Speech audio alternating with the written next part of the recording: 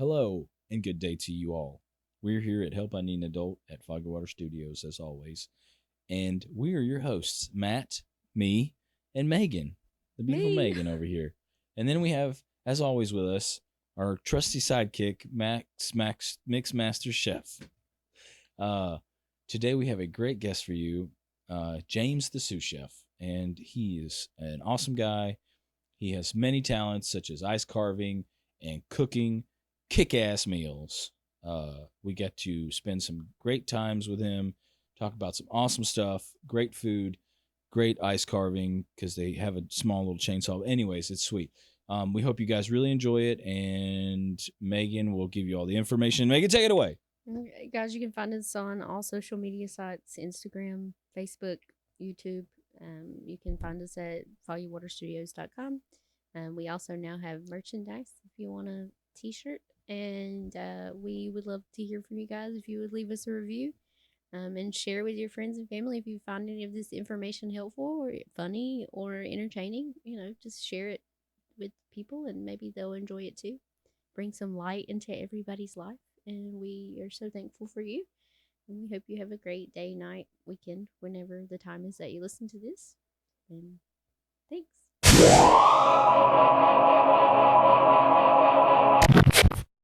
Where's the place that you're the sous chef at? And give the name and everything. I mean, if you want to. It's a home restaurant, Marble Hill. Yeah.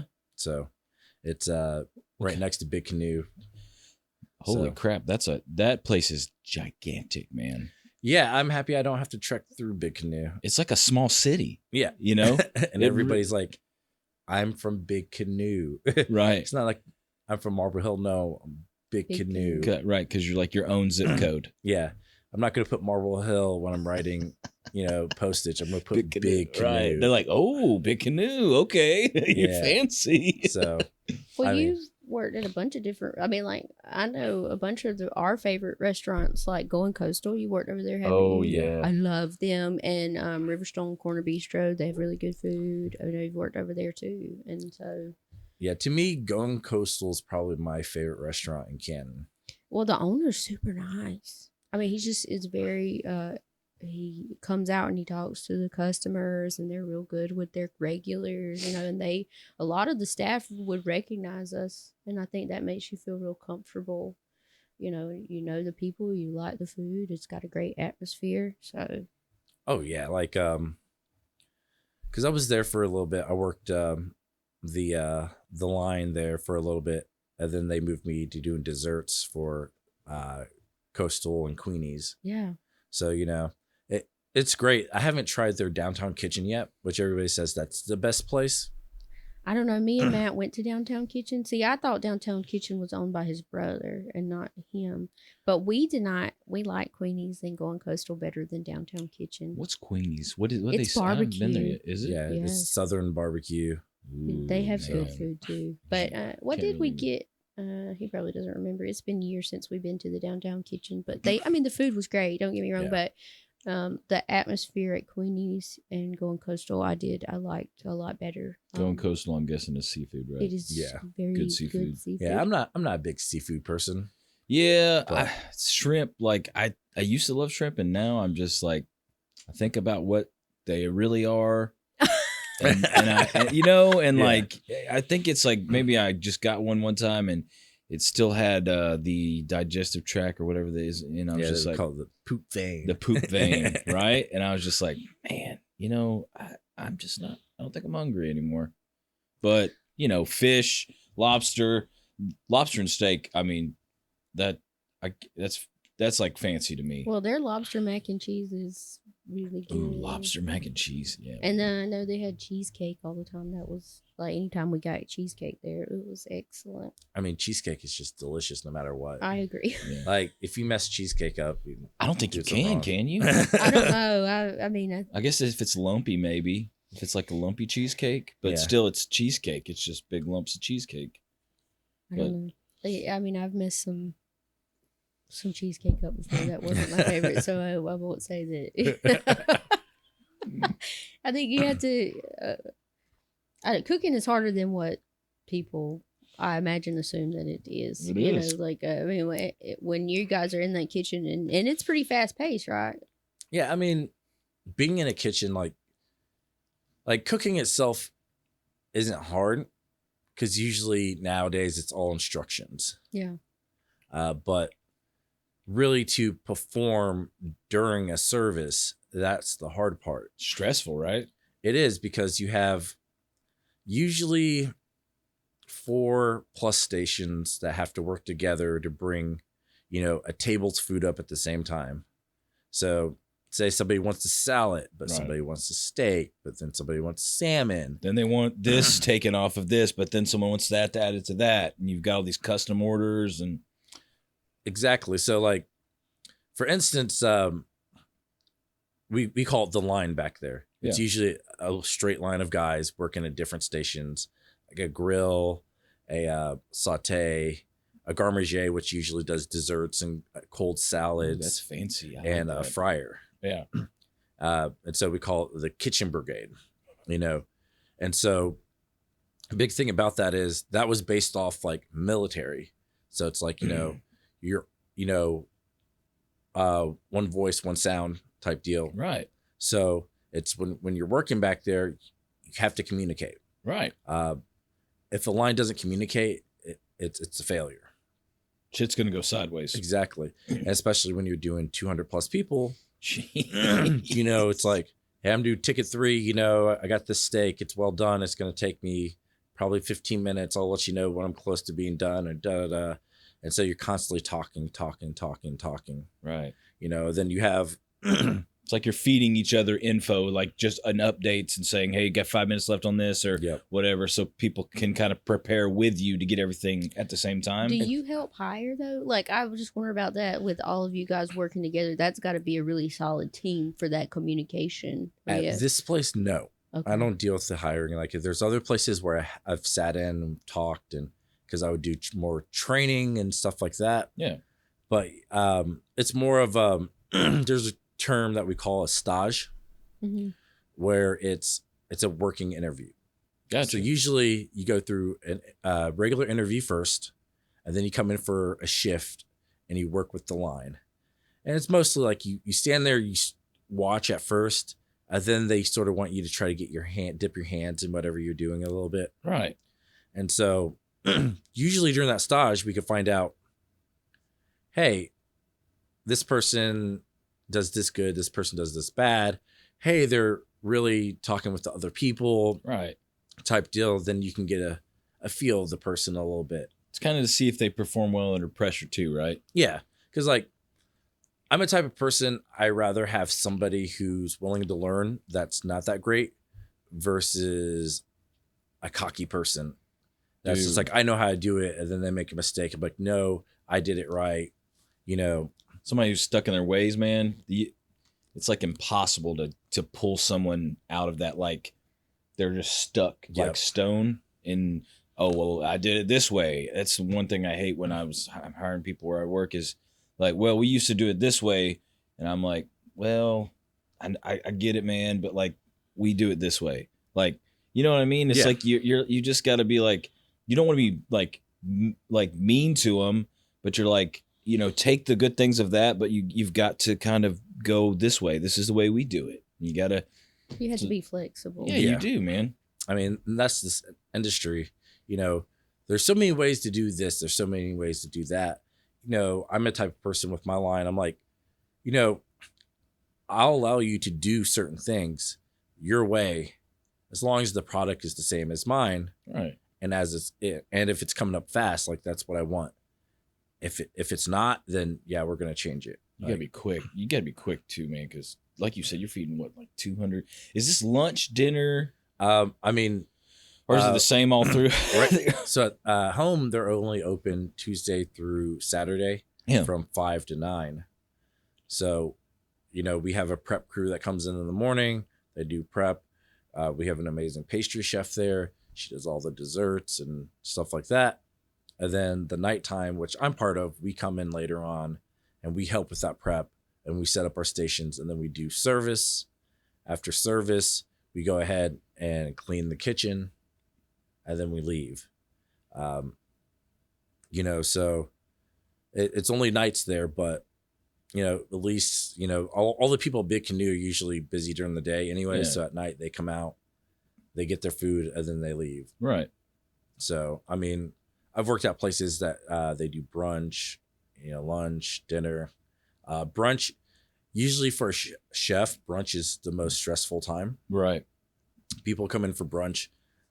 They're like, I want this exact. They're really picky. At one of the restaurants I used to work at, we had a lady called Egg Lady. That's what we called her. So she would come in and go, I want an over easy egg. You're like, oh God, it's the egg Okay. lady. Yeah, exactly. Like, it would be one of those things we would stop doing all tickets. It's just like, it's like the Matrix. Yeah. You're just like, woo. Yeah, I'd be like, hey, Egg Lady's in. Guys, I can't do anything. If you have any tickets by yourselves, do it. But so cook her egg over easy. Send it out. This isn't over easy. Oh, those. Okay. The yolks aren't cooked enough. What? So you want it over medium? No, I want it over easy.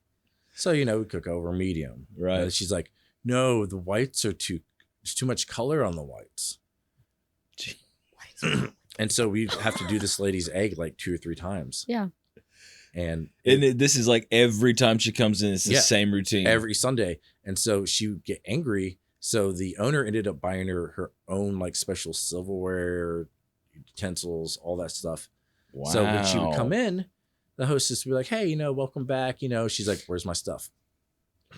I bet it sucks too when it's like you get like a new hostess who doesn't know about the egg lady, and like the guy who's supposed to tell her like, listen, on this day, this lady's gonna come in, and you just need to like whatever she says, say yes ma'am, yes ma'am, and like she doesn't know, and she's like, oh yeah, and just puts her over normal place and gives her regular silverware, and then she's already angry at the beginning. Well, what's really cool about the restaurant industry nowadays, everybody's going to computers and logging every customer that comes in. Yeah.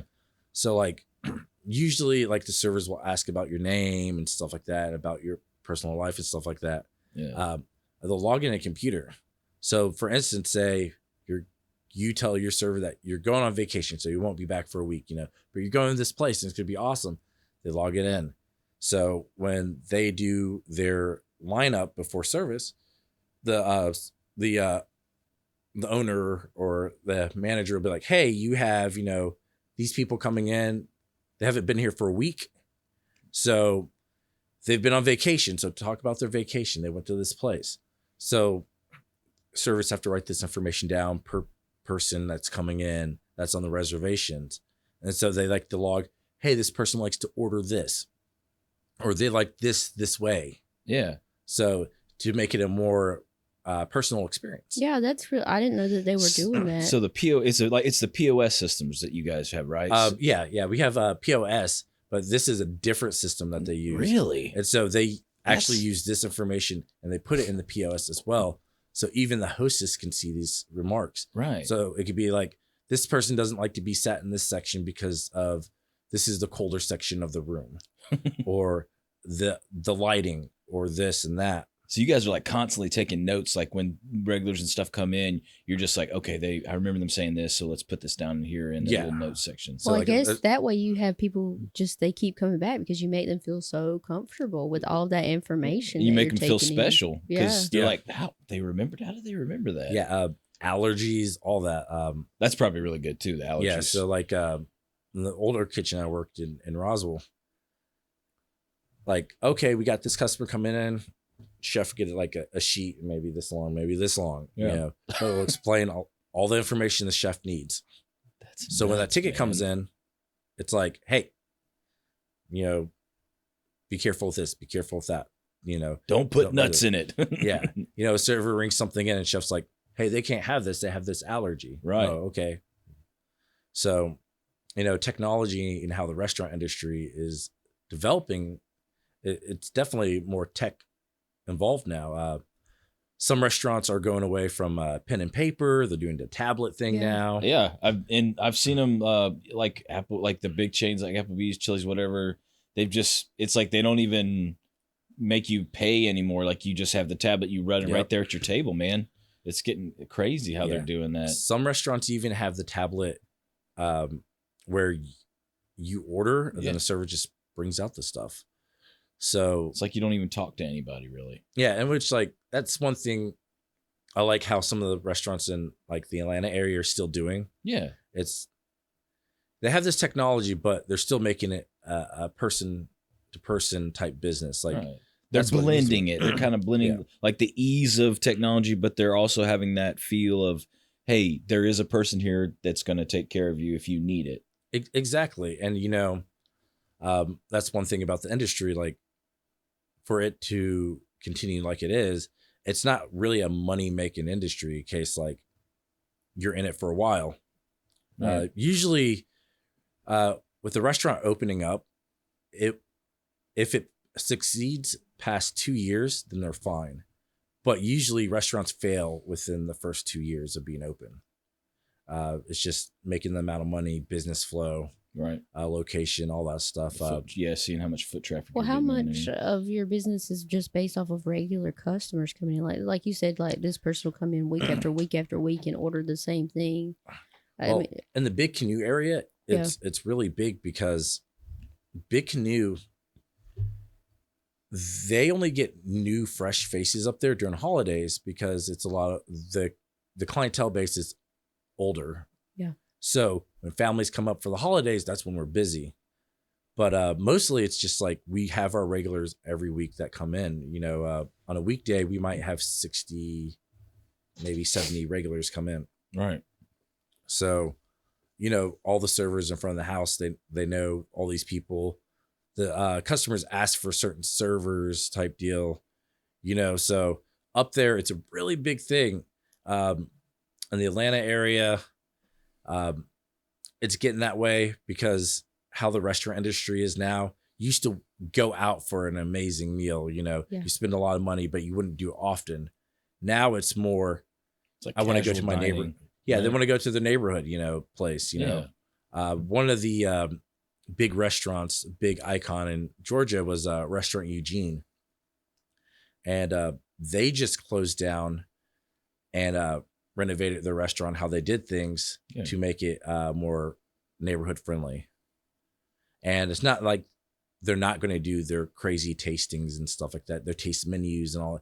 They're still going to do that if you request it. Right. But they're more open to a larger client base now that's around them. You have to do. You have to evolve to what's going on around you to survive. That's a big thing right now. Like you said, even with technology, people wanting things personalized, people wanting you to take the time to know their allergies or, and getting to know your customer. Even when I worked at Starbucks, that was really important, especially your daily, the person that came in every day. You knew them, you knew about their family, you knew where they were working, and you like knew what they wanted before they even. Oh yeah, and if you had it before they even came in, if that was sitting there, and they're like, oh my gosh, people are really appreciative of that. But I can see that a lot of people do. They eat out more now because it's so busy. If it's an affordable place and they can go day after day or twice a week or whatever just to pick up, just something easy. Yeah, I mean. When it comes to be like, I don't like cooking at home, especially when I get off work so late. You do it all day. Yeah, it's like I cook. I go home. Like it's funny, people think that chefs eat like these amazing meals, and I'm like, I'll go to a racetrack and get a hot dog. It's like when I used to be a mechanic. I didn't work on my own cars, man. 'Cause you do that crap all day. You don't want to do it when you get home. Exactly. My favorite chef, Morimoto, he did a thing over Google Video. People were asking him questions, and they're like, "Yeah, do you cook for your wife at home? When you get home?" And he's like, "No. If she asks me to cook, I get angry at her." He's like, "I've been at work cooking for 12 hours. Yeah, man. Hey, do you cut hair? Do you want to cut your own hair when you get home? Hell no. You work at a daycare. You want to take care of your kids? Or you don't want to, but you got to. Yeah, right. Yeah. Well, I mean, does that make it complicated around the holidays? Because we're here like right between Thanksgiving and Christmas. Oh my God, yeah. So and that was something that I was interested in knowing. Like, did you have a lot of pressure from your family to be like, hey, it's the holidays, cook us something special? Yeah. Well, this is probably the first Thanksgiving in a very long time that I've had to work. Mm-hmm. usually my mother and I do Thanksgiving for about 50 people. Wow. Whoa. And Yeah. this is like family And friends. Yeah. Holy So, crap, dude. you know, we get in the kitchen a week before and we start preparing the food and getting certain things ready and staged and all that. Yeah, you got to prepare And- like a day or two ahead of time. Yeah. And, you know, the thing is, like, my mom, she runs her own catering company. It's been about 2 years now. Nice. So she does a lot of stuff at the Mart in Atlanta, a lot of people in Roswell. So she's out and about. Like even today, when I passed her house, she was packing her vehicle ready, getting ready to go down to Atlanta, you know? And so it's one of those things that I grew up wanting to entertain people or host people, you know? Yeah. And so that's just something that we both like to do, you know? It's chaotic in the kitchen, you know, and we're always like yelling at each other and this Yeah. and that, but you know, it comes out fine. And, you know, we enjoy it, you know, we like to feed people. Yeah. Everybody loves food. And like when they're eating, you're hardly ever angry. Yeah. Usually when you're eating food and it's good food, especially, you're happy. And Yeah. And like to me, the best spice you could put with food anywhere is company. Yeah. Family, you know, food tastes better, you know. Food to me is the universal language. yeah, Yeah. man. You know, it's something that we all eat, you know, we put something in our mouths, you know, facial expressions, you know, it's good, it's bad, you know. So like no matter what, food is a bridging gap, even if we don't know what the other person's saying. Right. You can, like you said, tell you see someone eat something and you eat it and you both like, Well, you can definitely bond over it. yeah. Yeah. And it's comforting. I mean, that's something you hear about all the time, especially in the South. You know, when somebody passes away or it's a birthday or whatever, you always have food. Yep. A big spread of food. I mean, like just growing up, you know, I remember just casseroles and and desserts. And, you know, my nanny, she does, like I said, it was just Thanksgiving. I mean, she had a turkey, she had ham, she had cakes, pies, cookies. I mean, and it was just us. It was like my mom, my stepdad, my brothers, and me and Matt, and her and my papa. But she had food for like, she could have fed 50 people, you know? And so that, you know, that was something for me growing up. And I enjoy being in the kitchen and cooking and comforting people because it makes me feel good. But it sounds like, I mean, is your mom the reason that you decided to go into culinary? That was something that I was interested in. Why did you decide culinary school and cooking? I would say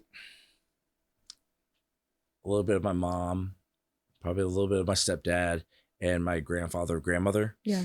Because growing up, we always used to come together as a family, like once a week, probably Saturday or Sunday. Family dinner. And, you know, grandfather would make this or grandfather would make that, you know. Something that I eat that people find weird is he used to make pancakes with ham, onion, and cheddar cheese. And people are like, that's weird. That's not a pancake. And it's like, well, it is a pancake. It just has other stuff in it. That's right. Do you eat pancakes with pecans or walnuts or chocolate chips? Like, it's just something else added to it. It's a savory pancake, man. Exactly. And so, you know, those warming times as a child, having like my family around all the time, we were eating and stuff like that.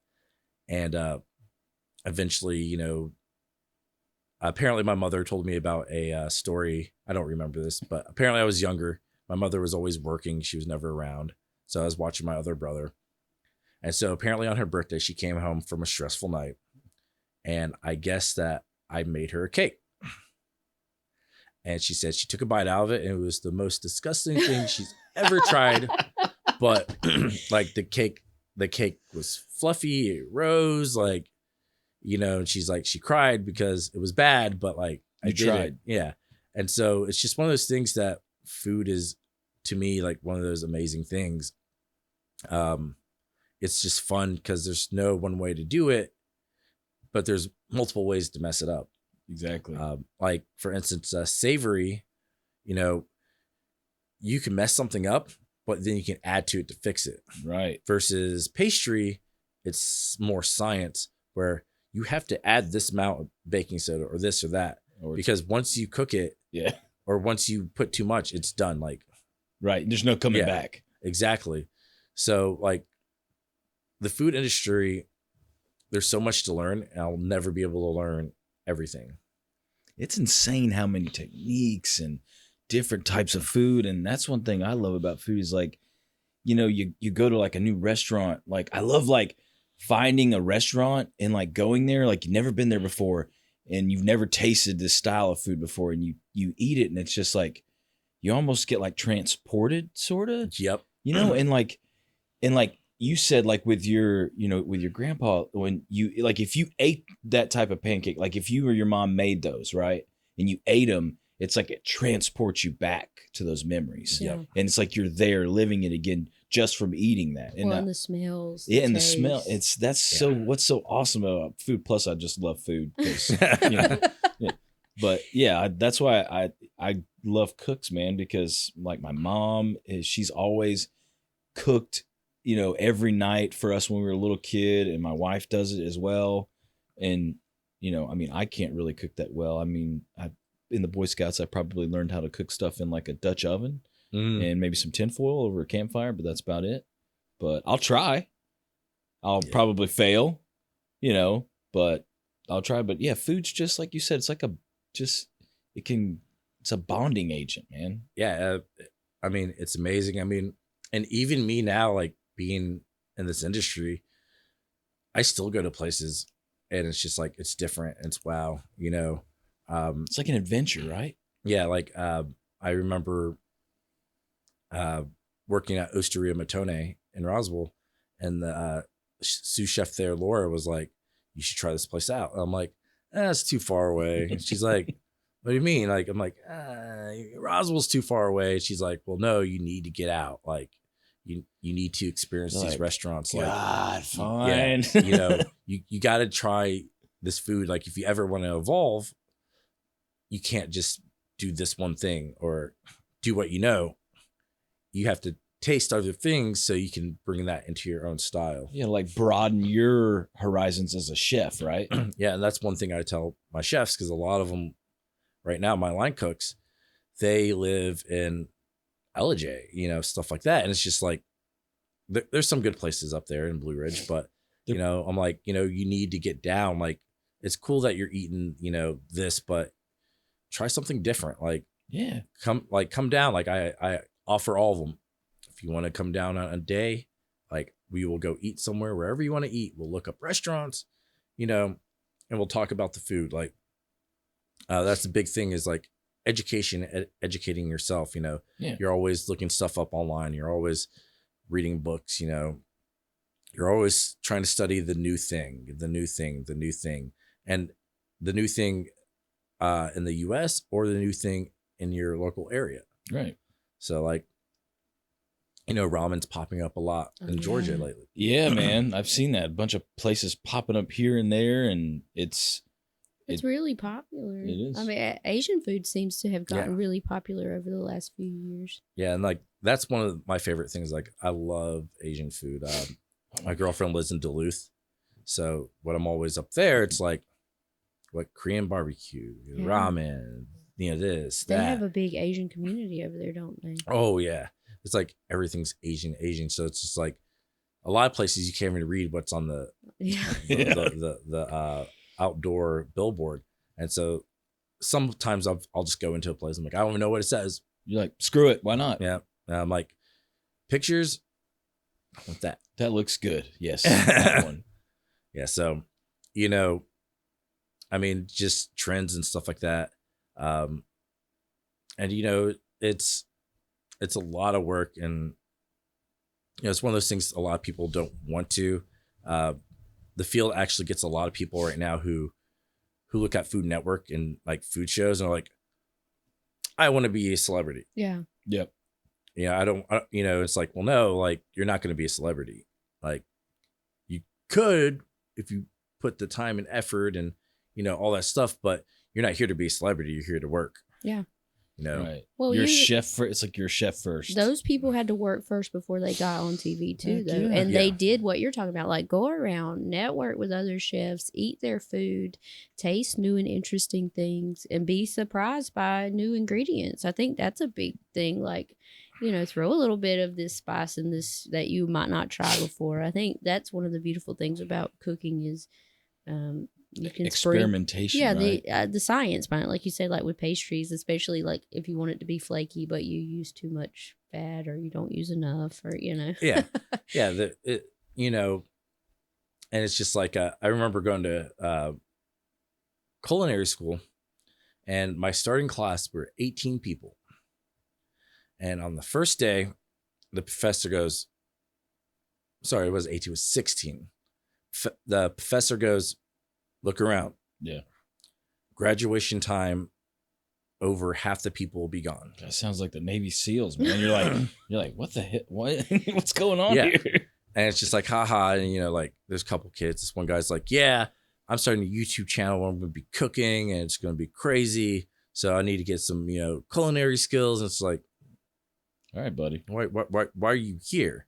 Yeah. Like, settle down there, Turbo. My school, they would not allow you in the kitchen the first semester. The first semester was safety and management. So it's like learning about like temperatures, time danger zones, all that stuff. Yeah. And then how to manage a kitchen or a front of the house service. And after that first semester, over half the people dropped. Wow. Oh shit. And then after that, second semester, you're in the kitchen, and it's technique. It's technique and American regional cuisine. So they do Midwest, South, all that stuff. After that semester, half dropped again. Good Lord, man. So the program, you got like 4 people left in there. 4 of us on my original class graduated. Wow. The class that started after me was 18. One of them finished. No. Holy moly. I think that's the misconception with everybody, even when people go out to eat, that this is easy. It's just you're in the kitchen cooking. That's all it is. And they don't think about all the other stuff that's behind that. And that's a lot of people these days with any career, any job. They're like, oh, I could do that. It's just, it looks real simple, but it's really complicated. No, it really is, because a big term in the culinary world, which is probably the most important, is mise en place. And that means everything in its place. So I'm not like other chefs where crazy control freak, where it's like at home, you go to their house and it's like, you see deli containers that you get soups from restaurants, and it'll have like salt, and it's like organized and labeled and but everything you do, you have to have everything in its place. You're working on a recipe, you get all the ingredients, you cut it how you need to have cut first. You have everything there. So when you start the process, everything's there. You just dump. Dump. Because you don't want to be going back and getting this and going back and getting this. Be scattered brain. So, mise en place, like the most important thing, Is that, what is that? It's French. It's French? Yeah. I noticed that a lot of stuff seems to, I guess the nomenclature or whatever, is it kind of from French, or is it all around? A lot of techniques and like names of techniques are French. Yeah. So is there a reason why it is mostly French? Like, is it just because like fancy dining or fancy cooking? It's just a lot of origins start there, there, Italy, stuff like that. Right. And the Eastern European. Yeah. So it's just a lot of stuff born there. Techniques were named there. Yeah. Type deal. So, I mean, that's where it all comes from. But like you were talking about, there are so many techniques and so many names and stuff you have to remember. Like there's a lot of stuff that I don't remember from culinary school, because it's so much, but, you get refreshed on it, How long were you there? Like in how long was your 2 whole years. 2 years? But I went 2 years straight. Oh, wow. So how it was at Chattahoochee Tech. So it was. I go there. I like. Did you like it there? Yeah, yeah. One thing about the program is, they actually don't have it anymore. They just stopped it, like I think 2 months ago. Wow. It had the highest dropout rate. Do you think it's because, like you said, it's just harder than people think, or is it because of the teachers, or It's a little bit of everything, because the teachers there, like they said, they only want the best there. Yeah. They don't want people who don't have a drive, you know. They Yeah. don't want the people who are there because they want to be stars. They want the people who want to be in the industry, to work hard, have a career, right? Yeah. And so how the head instructor of the program in class, she was a hard ass. Yeah. You know, outside class, she was cool, but she wanted us to get used to somebody who is really like in your face, rude, because like old school chefs are just like, they don't care about anything. They want it done. It's not done right. You do it right. She's like a Gordon Ramsay. Yeah, pretty much. And so, you know, that's how they are. Like, you know, there was a professor at the school that would come up to me like every day, and she's like, your shit sucks. Damn. Oh, wow. You should drop out. You shouldn't do this. Sounds like a boot camp, man. And it was like that every day. And I ended up failing his class and having to retake it because on my final, I messed up on one product. And you know how the grading scale at that school went. It wasn't just like, you got a C, you're good to go to the next thing. It's, you had to have a C. Tests, if it was written or it was a cooking test, you had to have a 75 or higher. Oh shit. And there were like a couple sheets of like, does this person know this, and this? And you got to know, you had to take the class over again. Wow. Good Lord, man. So, you know, it's crazy, you know, like they want the best, you know.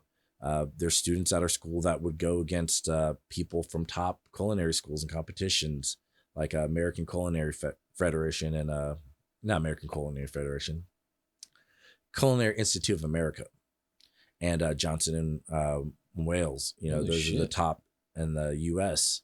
And you know, we had students competing with them, you know, neck and neck, and even beating them. So like, our professors are just like, we're going to be strict. We're going to be hard. You know, we're not going to pull any punches. You know, if you want to be in this industry, like you're going to make it through here, then, you know, then you're going to go out. Right. They're like preparing you for the future. Like, cause you never know who you're going to have when you go work at a restaurant. Like you said, it could be some old school guy who's like even more of addicted than them. And at least you're used to it. Yeah. And like the new age of chefs, they're not like that. You know, we don't want to intimidate by fear. It's more of like knowledge and understanding and guiding. You know, that's the way that I want to do it. Yeah. You know, I don't want to scream and yell, you know. I've been in that phase of my career, you know, as a line cook, you know, screaming at other people, you know, and it's just like, that's not healthy. It's not healthy for the environment you're working in and other people. Yeah, and man. They're not going to want to do what you tell them. Yeah. Right. Well, do you feel like it hurt you the industry a little bit? You posted an article about there not being as many chefs. Did you post something about that? I have in the past. Like a shortage, I guess. Yeah, just because like with the industry itself, it's a rough industry. It's hard to take care of yourself. Yeah, dude.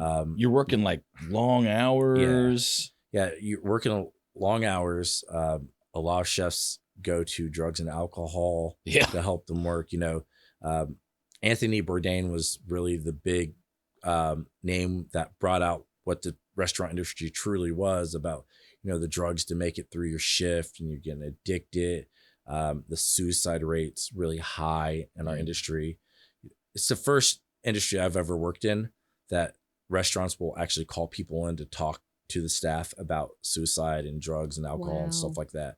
Because it's a big thing, you know, and you're working all these hours, you know, it's hard to have a relationship. The pay's low. Yeah. So you have to work long hours to, you know, pay your bills. You know, you're not eating healthy because you're just eating cheap food just to get by. And you're pretty much a starving artist, but you're just mainstream. You know, people know about food, you know, they're, you know, making TV shows about cooks and stuff like that. But there's a lot of foodies out there, I guess. And so it's just like, yeah, it's not a great industry. You know, cooks need to get paid more. Yeah, man. You know, some servers are fine with the tip thing that they're doing, you know, and Yeah, I don't like. Yeah. I know that there were times that people had to split tips, like as waitresses and Yep. servers. I don't think you should have to split tips because some people are going to work really hard, and then there are some people that are like, well, we're just going to split tips at the end of the night, and so I don't really have to. You know, I've known people that have worked like that. I mean, like even when I worked at Starbucks, we got tips. We still got paid, you know, hourly. And those waitresses work hard. I know I have waitress, and it is not easy. Some of your customers are rude. Even if you do everything you can. Yeah, you're never. Yeah. There are some people you're just not gonna please, and they're not gonna leave you. I mean, and there are people that go out and eat, and they don't think they should have to leave a tip because they paid all that money for a meal. But those women and men and the guys in the kitchen, they're working hard Yep. to get you a good meal. And if you expect to have a nice experience, then you should expect to pay for a nice experience. Exactly. And you know, it's sad. Like I've known a guy who doesn't tip at restaurants. So every single time I went out to eat with them, server come in, first thing, like, just to let you know, this guy doesn't tip. So I do. So to give me good service, you can give him shitty service. I was like, why do you have to tell him that? It's like, dude, it's not like, cool, man. This is their way of living. That's like, right. This isn't like Japan where, you know, tipping is disrespect because Really? It's like, why are you giving us extra money? Because what, you think I did a good job? Like, no, like you don't tip in Japan. I did not know that. Yeah, it's a sign of disrespect to the person who's serving you. Wow. Oh shit. I knew you had been to Japan, but I didn't. Oh no, I haven't been to Japan. Oh, you haven't I been? really wanted to go to Japan. I didn't know if you had thought about going some places to learn more about culinary stuff like Japan and France and Italy. Culinary roots of. I sort. would love to. You know, my first place I want to travel is Japan. I want to go there for at least 2 weeks to a month. Yeah. And you know, I want to learn about the culture, the food culture, their actual history, stuff like that. I'm just a big lover of Japan, everything, you know. Yeah. Dude, I love video games, anime, food. And some of the stuff they have over there that we don't have over here is Yep. insane. Like there's vending machines you can buy like the weirdest stuff from. Like stuff. It's just, I was reading about that. There's like this one is like a little story about someone, and then there's one where you get women's panties from, and then there's, you know, and it's just, I'm like, man, the culture is just so crazy over there. You can get a dry frozen lobster dinner out of Crane Games. It's awesome. Like everything about that is just it's crazy. I just like, especially how they treat each other over there. It's like, you know, they're very respectful. Yeah, exactly. It's like old person gets on the train, someone will stand up for the old person to sit down. Right. You know, you don't see that a lot here in America, you know. But you know, like, yeah, Japan, I love the food. I want to go over there. You know, I recently bought a bunch of books on Japanese pastry because that's some of my favorite, or not Japanese. I'm more into Asian pastries and desserts because a lot of it is less sweet than American. Like, right. There's a place called Paris Baguette in Doraville, and they do my favorite strawberry shortcake. The sweetest thing on it is the strawberry. Isn't it funny how, like, if American ate some of their desserts, they would be like, this isn't really what they would think of as a dessert, but it is. Yeah. Well, you know? Americans love sugar. That's true. Yeah. And, like, that's one of the things, like, for my birthday, people will buy me cakes. I won't eat it. Like, as a kid, buying the cakes from Kroger and stuff like that, the frosting's too sweet. Oh, yeah, man. It's way too sweet, and it kills me. So people are like, I'm going to make you a cake for your birthday. I'm like, I'm good. Yep. Give me some ice cream. Yep. Yeah. Yeah, they're like, are you sure? I'm like, ice cream's my favorite food. I'm not a cake guy. Yeah. It's my birthday, man. Come on, give me a solid. Yeah. Know? I there are certain people or certain places I will get cake from. Right. But if you're not that certain person, like I won't I'll be like, no, please don't make me a cake. Don't, please, no cupcakes. You know, like I don't like a lot of hard sugary stuff. I like the light stuff, and that's what's awesome about that place. You know, they have a thing called a cronut, which 2 years ago the cronut was the big thing. Yeah, I remember that wave of the cronut. Yeah, the donut croissant mixture. Yep. And so Paris Baguette, they have one where it has lemon custard inside between the flakes, and it's delicious. You know, is it a pain to make? Yes, I would never make it, but you would eat it. Yeah, doing croissant dough, pastry dough is one of the most time consuming things. It sounds like a pain in the ass. Well, I mean, is that they did a pastry chef up there at Chattahoochee too at one time, didn't they? Well, yeah. Chattahoochee Tech's program was not just a focus on one thing, multiple things. So you did the management, the safety, the line cook, serving, catering, pastry, you know, and so it's more of introducing you to the world. Yeah. Because when you graduate, you're not a chef. Yeah. You're not. And they even tell you that when you first get there, like when you graduate, you're not a chef. You don't know anything. Like we're teaching you about technique. We're teaching you about history. We're giving you a little taste of everything. Yeah. So when you get into a real kitchen, you know, they're not going to give you the time to set up, you know, like you need gotta get in there. You got to go fast. Like you can't make everything like cutting really slowly to get everything right. Like, no, you need to go fast, you know? Yeah. And like chefs, when they're hiring people, half of them care that you went to culinary school. Half of them don't care. I interviewed with the guy and he was like, did you go to culinary school? I'm like, yes. He goes, I don't care. You're not better than me or anybody else.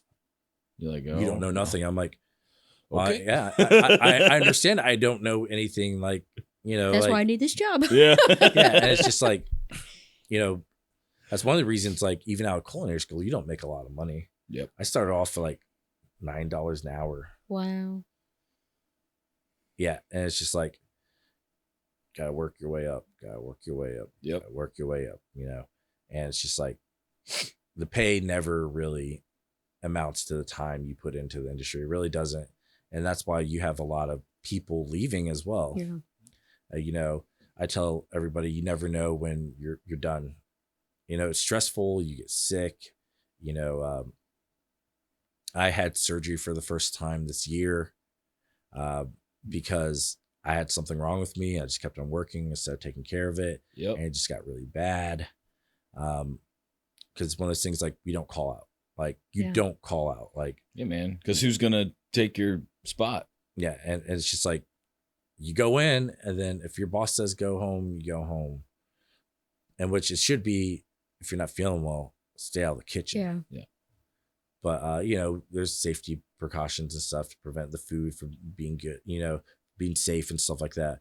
But it's just one of those things that it's another thing, like if you're sick, like we need to take care of the people who are sick. Right. Yeah.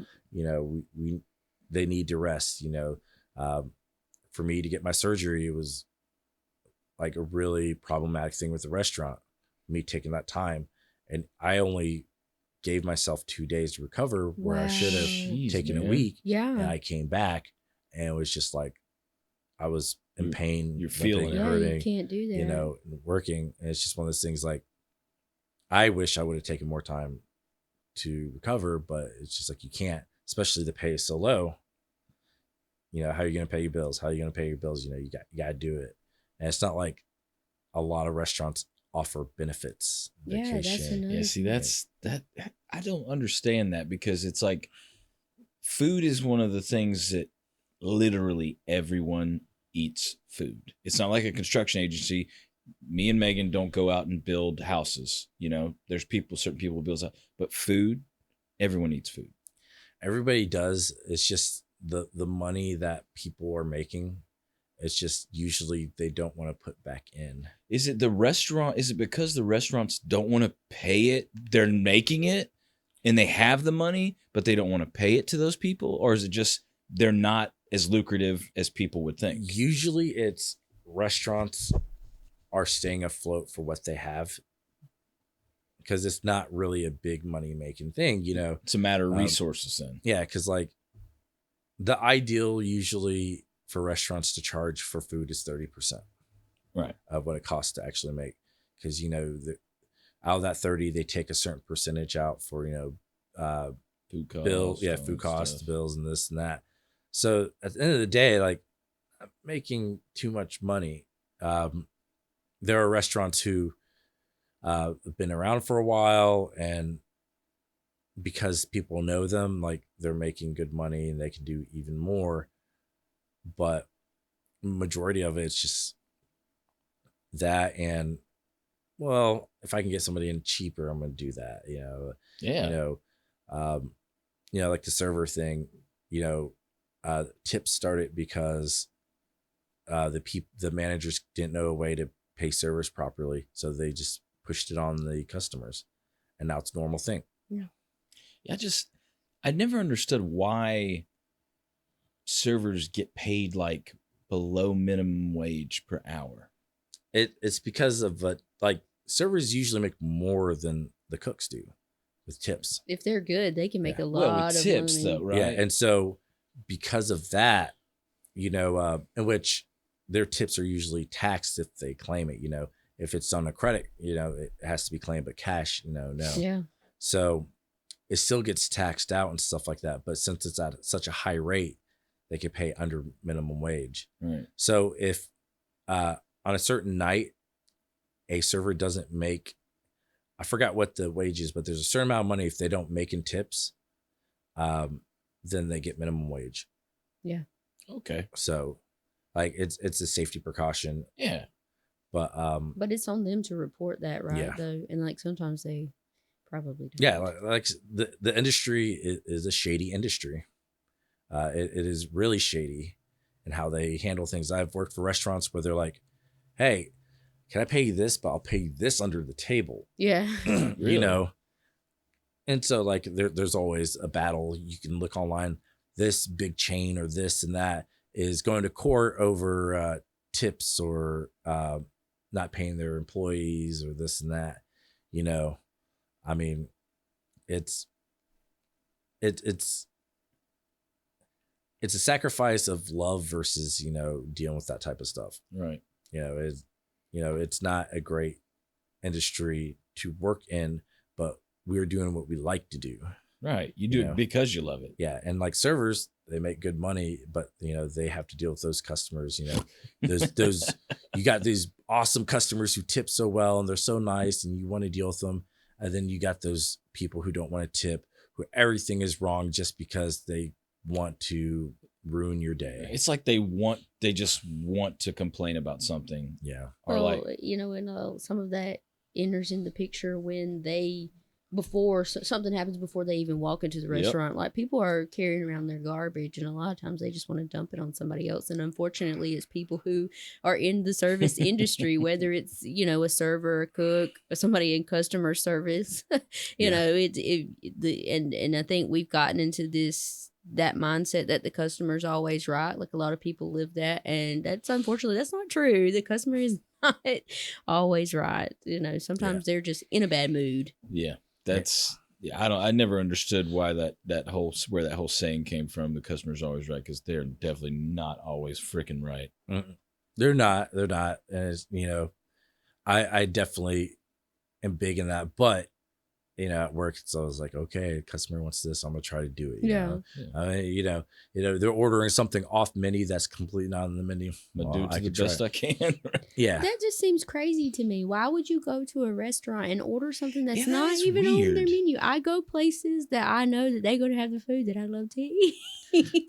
Did you have that happen a lot? Oh yeah, we have that. No. In the Roswell area a lot. Because people want to feel special. They want to show off in front of their friends. And I'm like, this is what the chef made me. It's not on the menu. I'm going to take pictures and put it online. I'm gonna gram that this. sounds horrible. What kind of conceited, narcissistic person wants to do something like that? It happens a lot. And so, you know, it's just like sometimes we can do it, sometimes we can't. Yeah, and you know what's awful is I bet you're like, we can't do this because we don't carry this. Like we don't order this just because hey, maybe someone's gonna want this kind of like duck confit or something like that. And then I bet they get angry because you can't make it. Yep. And it's like, you should have a little more sense than just to come in and ask for something random at a restaurant and then they can't make it because they don't carry every freaking vegetable and fruit and meat known to man. That's a respect thing and an entitlement thing. Like, when I go to a restaurant, I respect that they bought what they knew the majority of their customers were going to eat, Yep. And they priced it the way they felt like it should be priced. You don't just go to it. Like I said, you go to a restaurant. I go to restaurants that have the food that I love to eat and the atmospheres that I like. And I don't go in and act like, I just think that they should make me something special today because I'm alive. Like, if I wanted that special thing, I should go to the grocery store and make it myself. To me, that's a respect thing. Yeah. And, it's just clientele and people. It really is. Sometimes it's fun. And it's an adrenaline rush. It's like, oh, I can do this. Can I actually do it? Yeah, I'm busy, but no, I'm just gonna do it anyways. And you do it, and it's like awesome. And then they're like, send word back. It was delicious. It was delicious. Thank you. Well, that is good. I guess the challenge and the fact that it was delicious because I imagine that you sent me those pictures and that food looked great. So I know that what was this one? There's that right there. What is that? Looks so. Yeah. I don't even know what it is, but it looks good. That is a pork shank that's been braised. Oh man! And we did a chipotle sauce on it with cheddar jalapeno grits. Oh my god! And a vegetable medley. Dude, you're in the South. Cheddar, any kind of grits with that sounds amazing. Yeah. It looks amazing. And that's what I'm saying. Like, you could do something like that, and I bet that tastes so good. Now, did you make that for like at home, or is that at your restaurant? Really? So yeah, that was a special. Wow. One thing that home restaurant does, which is awesome and is a little stressful, their menu changes like a couple times a week. Ooh. They're known as a farm to table restaurant. Yeah. So we work that's huge nowadays, man. Yeah. So we work with a lot of farmers in that area that bring in product. And so depending on what they bring us and what we have, like it's like a grab bag. Yeah. It's just like, okay, like right now we're sitting on a bunch of carrots. So like we have baby carrots and this, and, we're doing this and that with it, but it's changing constantly what we're getting. I didn't realize how that sounds really stressful. I think it's great that y'all use local people, but not you have basically what you have, and then you have to change your menu based off of. Yeah, you guys have to adapt like every week. It's like, oh well, this is what we got. Let's but you got to think up of ideas of like how to use like, okay, what can we make out of this stuff? Well, and I think for that too, think locally, everything's local. You probably should pay more for that because it is local. Hell yeah, and you support local farmers and your community, and all that money stays right here in Georgia. And what's really cool is the executive chef there, even if he has too much of something, he'll still buy it from the farmer. Yeah. Like he wants to support them. He wants to support everything. As long as they're bringing in a good product, he wants to support them. And so it's just like, yep, I come in, like I'll probably come in Monday. I'm pretty sure our vegetarian risotto is going to be different, just by off of this weekend and what we did, it's always changing, which to me, I'm so used to having a static menu where usually restaurants change seasonally. Yeah. Right. And then you do like a special each night. This place, it's like you got specials and you got menu changes. So the morning sous chef there, he does the majority of the stuff. He comes in, he checks what we need, but then he starts creating and stuff like that. And when I get in, if he's like, I don't know what to do with this or that, I'll be like, well, maybe we should try and we'll brainstorm, But, he's usually the guy who does a lot of the stuff there and changing and coming up with the new menu ideals and stuff like that. That's cool though that if he can't like get his head wrapped around something, that he'll ask you and not just be like, you know what I mean? Like kind of push you away. Like it's cool that he's like, hey man, do you have any ideas? That's how you get really good. Like you said, communication, good food, because you're like working together, and he might think of something, and then you're like, ooh, but what if we added this to it? And then he's like, oh man, that would be great. And that's how like works in a lot of kitchens, because like he'll talk to the executive chef in the morning like that as well, which is really cool, and then sometimes staff members will get into conversations and stuff like that. That's how it should work. You get the creative juices flowing. Yeah. I saw I used to work at this was a while ago. I used to work at a bar as a barback, and they would have this thing where they had the bar, and then they had the kitchen, and they would do this thing where they would have the lower, there's it goes the exec chef, the sous chef, and then it's just like the line guys, right? Yeah. And they would have, I think they had like 3 or 4 line guys, and they would have them cook up like every week. They would like say, okay, hey, these are your ingredients, make me something. And like the exec chef and the sous chef would eat them and be like, I like this one. We're going to put this on the menu for like a week or 2. I like that idea. Some places do it, some places don't. It seems like it might cause problems as far as logistics and stuff, because if they make something way too fancy, you're like, oh, I don't know if we can do that. Well, like that's one thing about it. Like you can always look at a dish and be like, yeah, it's too fancy. It has too many parts. Right. Let's figure a way to simplify it. There you go. Or it's too simple. Let's try to add components. Let's spruce it up a little bit. And usually like stuff like that, that also costs the budget of the restaurant as well, which like my restaurant, we wouldn't put money into that. Right. But what we do, a thing which a lot of restaurants are doing, is called family meal. So we do it Saturday night. So at the end of our shift, we'll look to see what we got, and we'll make a meal for the whole staff to eat. Oh, that sounds cool. That's really sweet. And so it's like you guys are involved and you're eating it. So yeah, that's cool, man. It's the front of the house, the back of the house, all eating something. It doesn't have to be fancy. It could be something small. Like yesterday, we made sandwiches. But it's since you don't make a lot of money and stuff like that, food is food. Yeah, man. There's does you fill your belly up? Yes. Yeah. All right, let's do it. Like in Roswell, the restaurants I worked in Roswell, it's like we came in for night shift. We came in at 4. There'd be food up there, something they made, like the chef made, and so we have salad, we have like a hot meal, and we can eat really quick before we can start setting up our stations. And that helps save a lot of money for cooks, where they don't have to spend money on food. Yeah, man.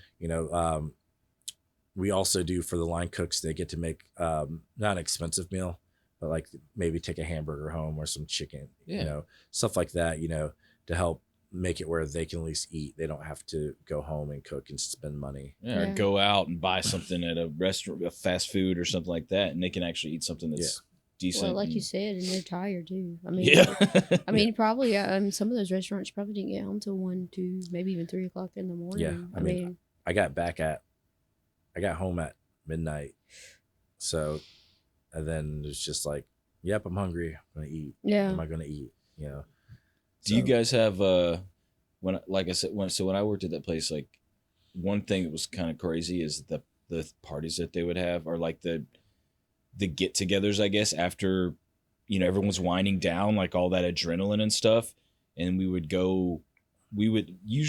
stay at the bar, but sometimes we would go over to another place. Up where I'm at, no. Yeah. Just because, it's big canoe area. Nothing's open. Yeah. Right. So, when I worked in Roswell, a lot of people did that.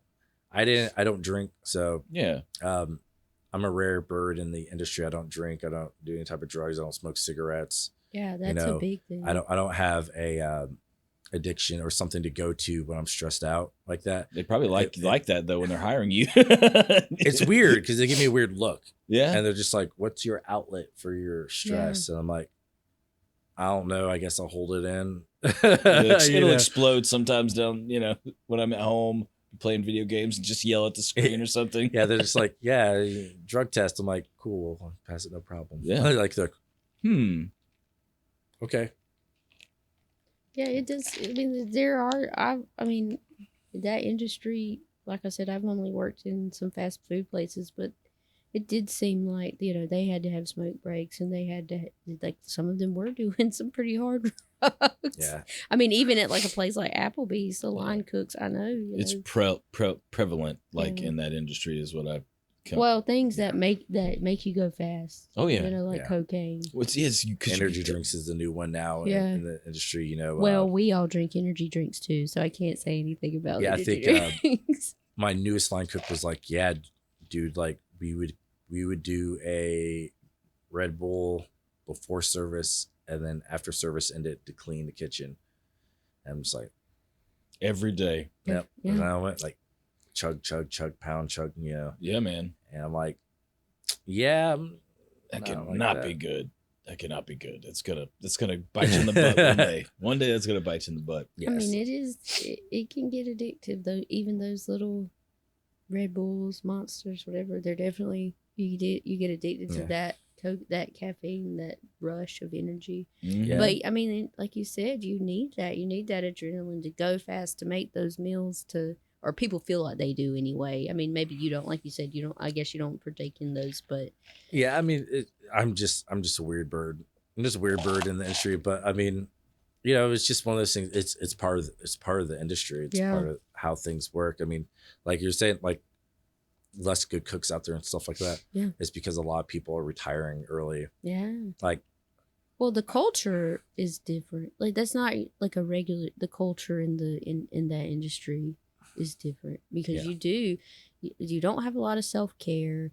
You work really hard. There's a lot of stress. I mean, it's because food is such a personal thing for people. Yeah. And it can be addictive to people. And then when they're regulars, they expect certain things. And so it's a weird cultural thing. Like as a chef, as a restaurant, like the industry in and of itself is its own little culture, its own little rituals that you guys do, and how you make it through each day. And yeah, it's crazy. Like I've seen a lot of good chefs leave, like due to health issues. Just because they work so hard. Yeah, they don't want to deal with the stress, wanting to have a relationship or raising a family. Yeah, I remember in culinary school, I had a professor say, because I do ice sculpting. Yeah, that was. Speaking of that, yeah. What were you gonna say about your professor though? She said that I should keep ice sculpting or another talent because at the end of the day, you're probably not going to cook for your whole life. Yeah, right. You might be able to, but you need to have something to fall back on. Yeah, have a backup, right? Or even something to take time off from the restaurant and then maybe come back. Take a little frustration out, maybe. Yeah, ice sculpting seems like it might be a good. This is so neat. Like, is that a dragon, man? Yeah, that's bitching. How long did that take? So that was first competition I was a part of. So every January, a couple schools would get together and coaches would pick up a school and they would teach them safety of ice carving, and we would work on a piece, and then we would compete against other schools. And so this took 2 hours. The competition is 2 hours. You get 4 blocks of ice. What? So you and your team have to go ahead and pull the blocks of ice out of the boxes, lay them down, fuse them together, do your designs, cut it out. Wow. And this is around people, and temperature really doesn't matter in the competition either, because if it's a weird Georgia hot day, you got to deal with it. Yeah. Which the biggest threat to ice is actually sunlight.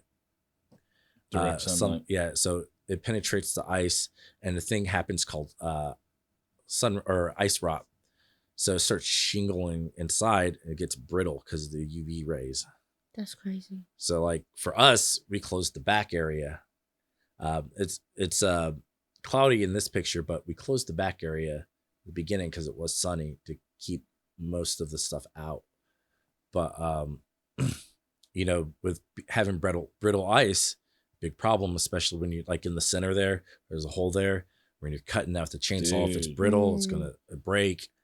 Even the tail, that was the first time we actually got the tail to stay on. Wow.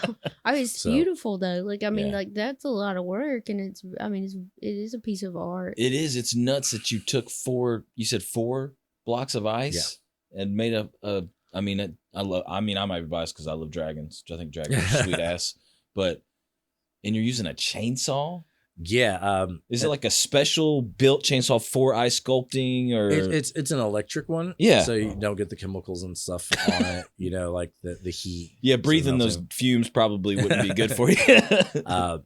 But like the blade has been altered a little bit. Yeah. And like in this team, it's supposed to be a 4-person team.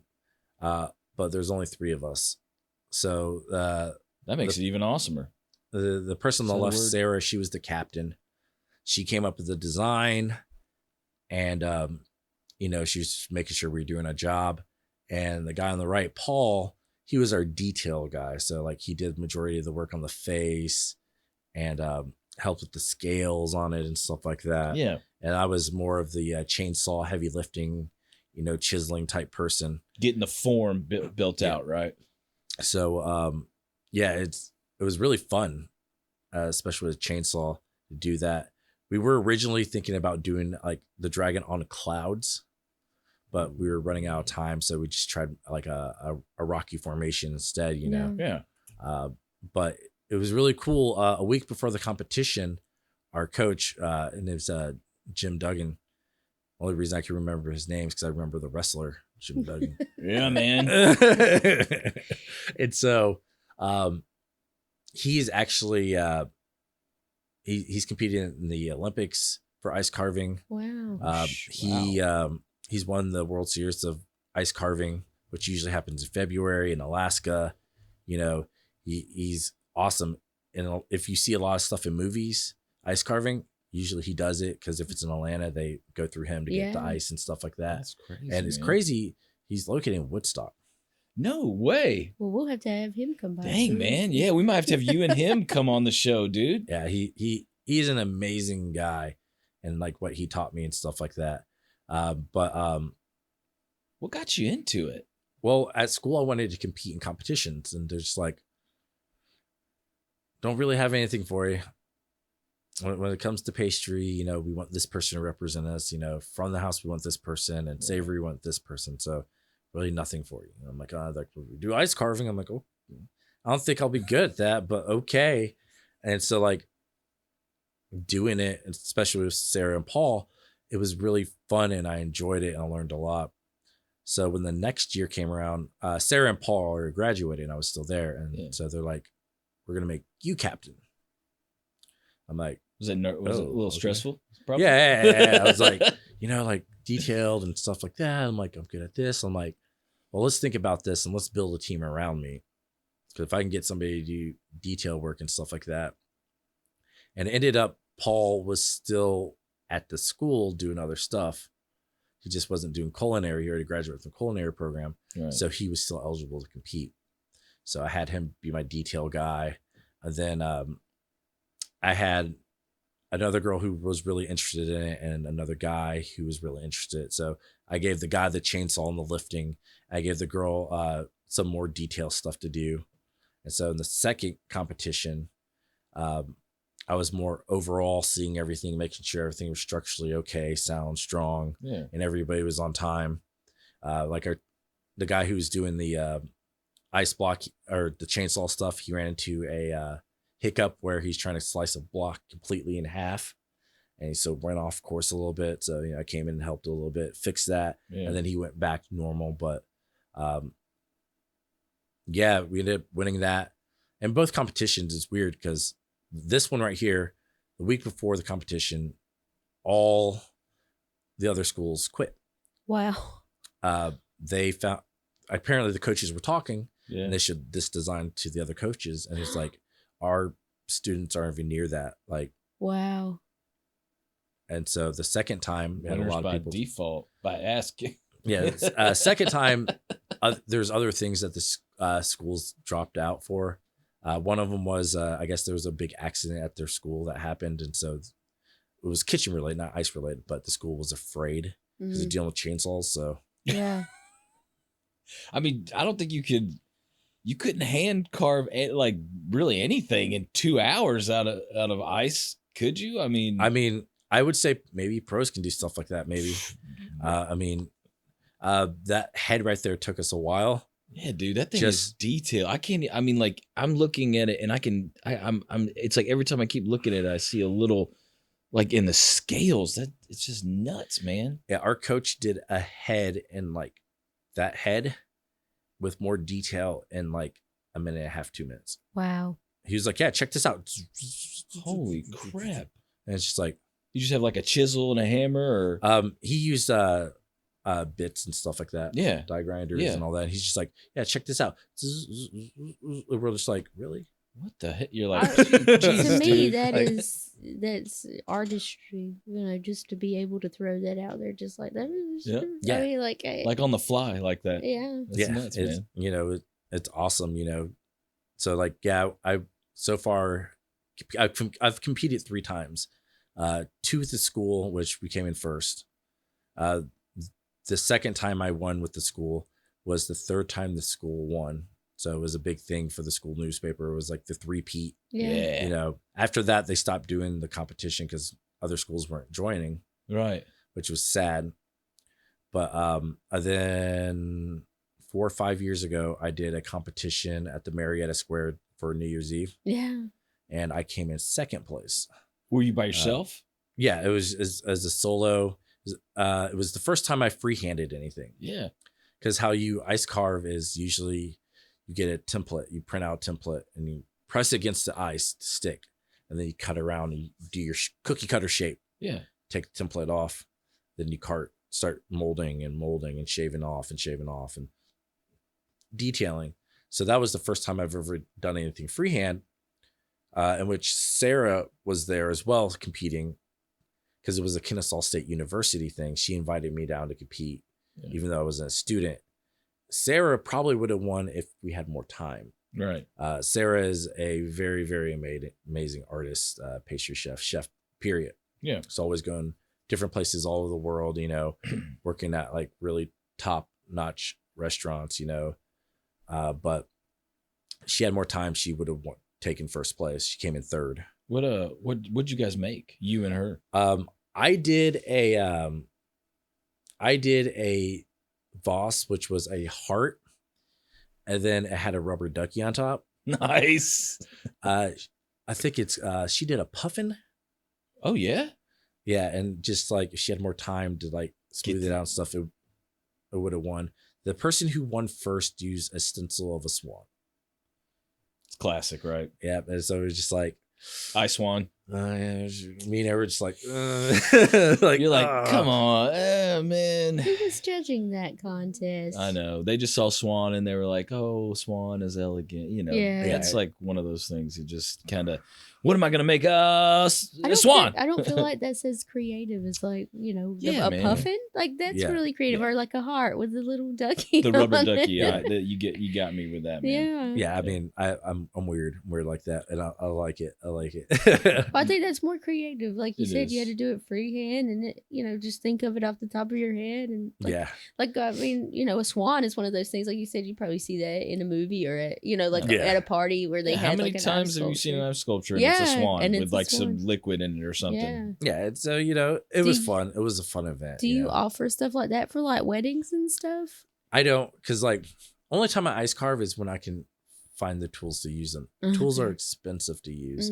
Like I can get a cheap tools, but like I don't want cheap tools, but I don't want the expensive tools. Yeah, I'm still learning, so I don't want those high end tools. You know, I want something like in the middle that, you know, I can mess with, but like if it breaks down, like I would have to put a little money into it, but I still need to put money into it. Yeah, yeah. So, when somebody has tools, I'm willing to do this stuff. The last ice carving I did was a heart for Valentine's Day for Osteria, Matone, and Roswell. And so it was just like a leaning, weird, lopsided heart. And so we put a light underneath it so it would shine out, you know. And it was a really cool thing for Valentine's Day. People were taking pictures outside the restaurant with it. I bet they love that. yeah. So I bet you were like kind of Yeah. excited about that, man. Like people are like, "Oh my god, taking pictures with it," and you're like, "I made that, man." that's why I said like for weddings and stuff. Like I think Like- I don't know what the demand is for that, but I could see those at weddings for sure. Weddings, I would never really want to do that right now. Really? Just Bridezillas, exactly. And like I'm still an amateur. Yeah. Like and you don't want them to like turn your chainsaw on you. yeah, because you look at something like that, it looks nice, but like there's a lot of flaws with it. And there's a lot of Well, I think work that goes I into think that. we had an artist here, Kat. She was here and she talked about that, about how she can see the flaws in her work. Like me and Matt, we're like just looking at. We're That's like, I can't bitching. belig That somebody looks did that. so weak, So yeah. I think for artists in general, you always see the flaws, and then other people not so much. They're just like, wow, you did that. Like I mean, for real, you did that. Yeah, and it's just like the pros that do it and the professionals. It's like a step beyond. It's just like, I think it was last week somewhere in Atlanta there was an ice carving competition, and the stuff they were throwing out was just ridiculous. Insane. Bonkers. And it was like, I mean, I was looking at it, I was like, wow, and like my staff was like, what are you looking at? I'm like, this competition, it's like, man, I'd love to be there, but like I wouldn't be able to compete on that level. Like, Right. so amazing, like what they do and how they do it. Like the World Series of Ice Carving, it's in Alaska each year. They cut the blocks out of the lakes, No. and so they're not perfect. They're Yeah. not perfect blocks. Like the stuff we use in these ice carving competitions are called Klondike blocks of ice, where there's no cloudiness, no anything. They're perfectly Clear, circulated, yeah. clear. In Alaska, you're cutting it out of frozen water, so it's not perfect. It's not, so you have to deal with that while being outside in the freezing cold cutting. And so those competitions, you have to maintain your body as well as the ice, as Right. well as, 1 year my coach got hit in the head. They were doing ferries that were flying in the air with ice. One of the wings broke, clipped him in the head. Oh my goodness. And so he had to go ER, and they fixed him up really quick, and he went right No, back out he there. You gotta went be kidding me. back? He went back out there. Yeah. And it's just like, you got to deal with that. He was telling me a lot of people get frostbite out there because Yeah, they're just man. working and working, and they Yeah. won't go warm up while other people are doing other stuff. They don't switch out in time. And it's Yeah. just like, There well, goes your That's fingertip. crazy. Yep. There goes your pink. There goes your left pinky. Yeah, I mean, like people in doing that just have to they have to be filled with adrenaline. You have Yeah. to be like You're just like- a junkie. It's like just got to finish. Well, just let me finish this, and then it's like an hour pass, and you're like, oh, my fingers are frozen. Well, I mean, Yeah. you get lost in doing stuff like that, can't you? Like, do you Yeah. feel like it's just the time? Just you're like, oh my gosh. no, yeah, because it's just like if you're not really looking at a clock Yeah. or having somebody say something, like it does go by really fast. And like some of these things are like 48 hour carves, because it would be like, single block, multi-block, this block, that block. Yeah. So, That's it's like, some guys, they don't pay attention. It's just like, no, when you're doing stuff, when you're part of a team, you have to switch out, warm up, eat, blah, blah, blah, Yeah, man. it's definitely time flies. Well, I mean, do you feel like that in the kitchen too? Oh yeah.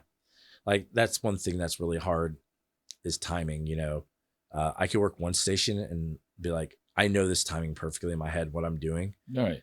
And I could work another station and time can feel faster or slower, or I have to wait on more items to cook up.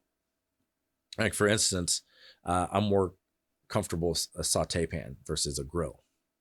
So like steaks, you're cooking, you're sort of waiting, right? You're Yeah. waiting for it. And then you're like, where saute is usually like go, go, go, go, go, go, go. And you're moving, you're always moving, And so like every single time I grill, it's like, how long have I been here? Right. How long has this been here? It's almost like you're Flip getting it. bored for a second. Yeah, it's just like, I can't let the adrenaline stop flowing, yeah. And so like, I'm more of a like, let's go fast right away.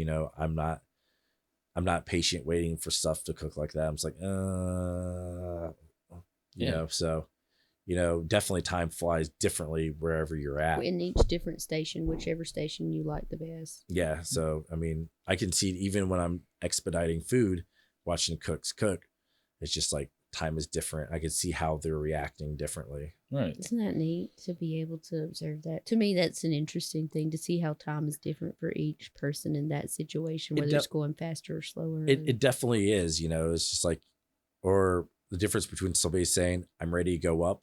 Like, are they ready to play it right now? Yeah. Or are they about to be ready to play, you know? Yeah. And like the timing and stuff like that. It's like, I'm really big into sociology. And so it's just really fascinating. Like the kitchen is a very fascinating field. Yeah, because that, like I said, you know, earlier, it's almost like its own culture, its own environment. And then you see how each person reacts in that environment, how they communicate, you know, and like you said, how that life affects their lifestyle outside of the kitchen too. Mm-hmm. It's a big, I mean, it's work, complicated and intertwined in a lot of ways. Yeah, like work life, like a restaurant. I don't think there's any other kind of like work that's like that. Yeah, and trying to find a work life balance. Yeah, man. Like that sounds like it was really the hardest component, maybe. It is like so I only get to see my girlfriend once a week.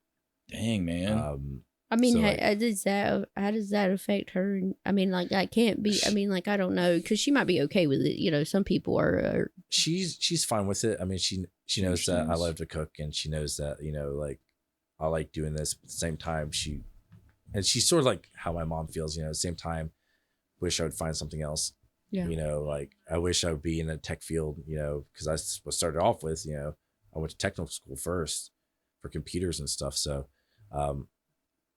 You know, it's one of those things that, you know, they wish better for me. I wish, you know, one day I might, you know, pursue something else. Yeah. You know, I can't tell you when I'm going to stop cooking or if I'm going to stop cooking, you know, if I'm going to open my own restaurant, you know, I'm getting older, so body's not really working properly. You know, so there, man, you know, it's just one of those things that like, she supports me with what I do, you know, because she works and then she also goes to school. Yeah. So it's just like you're both at busy. This moment, at this moment, we get one day a week and then that's it, you know? Yeah. So it's hard. It's hard. You know, she's always like, I wish I could spend more time with you. I'm like, oh, I wish I could spend more time with you, but you get there.